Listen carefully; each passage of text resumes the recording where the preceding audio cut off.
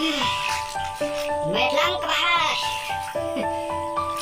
Đây là cây cọp. Cây này là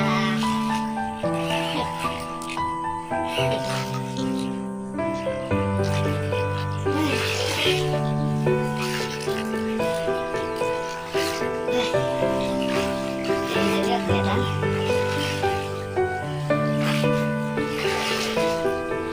Không nổi luôn.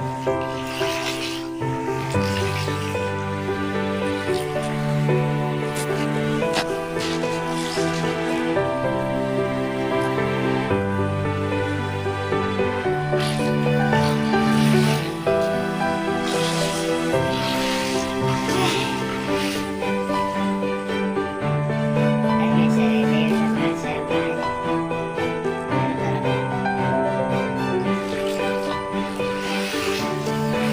Đây là mưa lên nước sông rất là cao.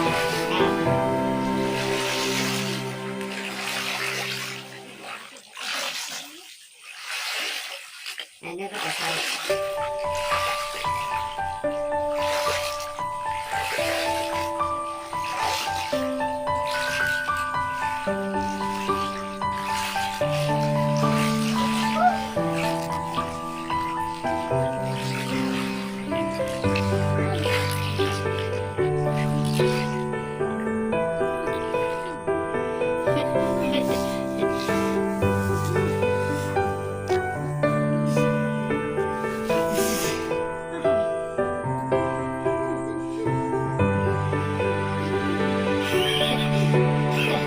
Thật tuyệt vời.